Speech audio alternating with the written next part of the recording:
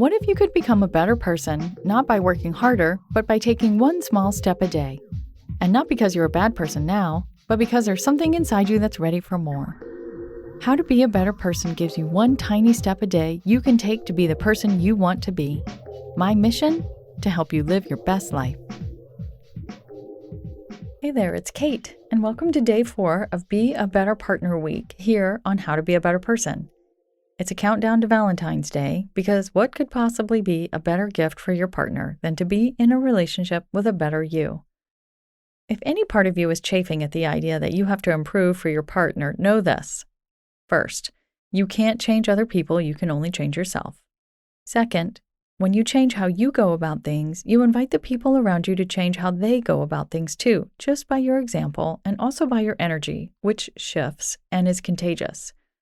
And third, you've got to be the change you wish to see. So, just to be clear, I think you're wonderful, and clearly you care about being a good person or else you wouldn't even be listening to this.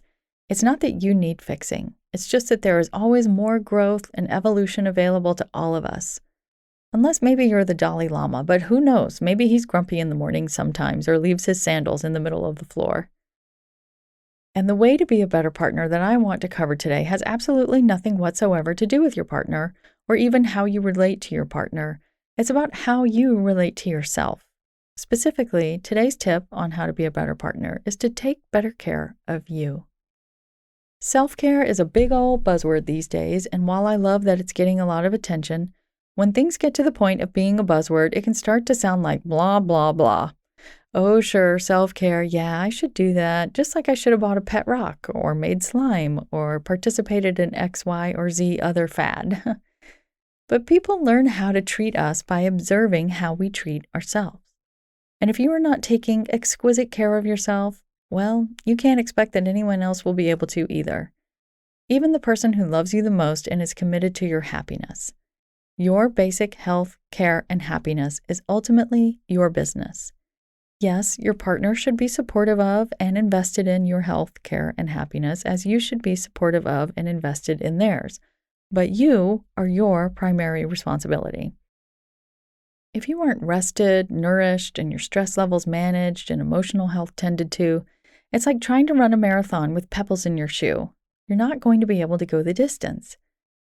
Susan Piver, a Buddhist meditation teacher, creator of the Open Heart Project, and author of many fabulous books, including The Wisdom of a Broken Heart, which completely saved my bacon after a big breakup in my early 30s, said something great about this very idea in her book, Start Here Now.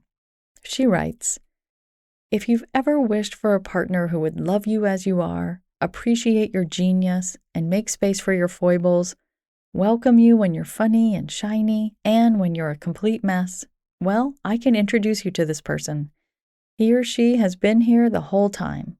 You are the one you've been waiting for." Now, in this book, Piver is really talking about how meditation can help you reconnect to this level of partnership with yourself. And yes, meditation is a great, incredible way to care for yourself and absolutely can help you make friends with yourself, as the Tibetan Buddhist teachers I studied with in New York City put it. But I'm being more tool agnostic in this episode. I don't care if you meditate or see a therapist, keep a journal, go keto, start lifting weights, or ideally some combination of a few things that help you be your best. To me, it doesn't matter what you do, so long as you recognize that doing things that help you care for yourself is important and that you do them. It's huge, in fact, and it's good not just for you, but for everyone you're in relationship with.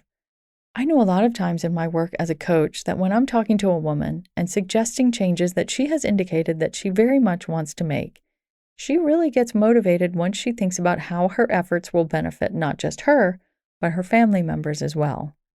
Oh, estrogen, you really do powerful work at getting us to care for others. Because you're listening to a podcast that has a theme of being a better partner, I know that your relationship is very important to you. And I just want to say, one of the very, very best ways you can build and strengthen your partnership is to tend to yourself and give yourself what you need to feel your best. I know it's really tempting to get absorbed in what your partner needs to change, right? But really, the best person to change that is your partner, not you. But when you tend to yourself, you inspire your partner to tend to themselves too. It's a win-win. So take a minute, just jot down the things that you do to take care of yourself. It's all on the table here. It could be dietary strategies that you follow, supplements you take, your sleep habits, emotional outlets, mind-body practices, physical fitness pursuits, spending time with friends, going on walks, anything that you do regularly that helps you feel your best. Once you have your list, take it all in and give yourself a rating from 1 to 10 on how well you're doing on taking care of yourself. 1 is you're completely trashing your body on the regular and wholly ignoring your emotions. And 10 is, I don't know, you're like Oprah or Gwyneth Paltrow or something. Okay, maybe not Gwyneth Paltrow. I'm not sure how emotionally on it she is. Although she did introduce us all to conscious uncoupling, so maybe she's doing all right. Anyway, when you look at that list, is there anything that's not on there that's jumping out at you? Something you've probably been thinking about doing for yourself for a while, but you've been putting off? Or something you used to do that worked really well for you, but that you got away from? Just do a little check-in and see if there's anything you need to commit or recommit to. You are worth it. Your relationship is worth it, and your partnership will only be stronger for it. And hey, if you take great care of yourself or you've been going through a period of growth already and you feel like your partner is not keeping up with you, just 2 quick things. 1, everybody is entitled to deal with things at their own pace. Just because you're making progress doesn't mean your partner has to make progress at the same time or the same rate as you. And 2, ideally your partner is open to growth too. But if you've been on this path for a long time and your partner seems just firmly planted where they have always been, it's worth a conversation. The people we love can get threatened by us changing because change can be scary. So make it a very compassionate conversation and remember that it's not your job to get them to change. You can only model the way and invite them to join you.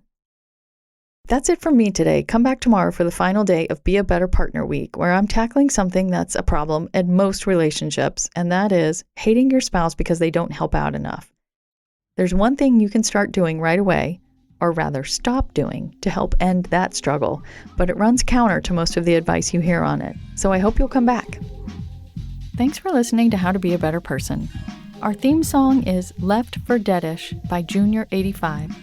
The podcast is mixed by Sound Advice Strategies. If you liked what you heard in this episode, share it with someone you think would like it too. Your voice matters. Also, How to Be a Better Person has an official newsletter that sends the past 7 episodes, a sneak peek of the week ahead, and one well-chosen meme to your inbox every Saturday morning. Sign up at beabetterpersonpodcast.com and click on Get Podcast News.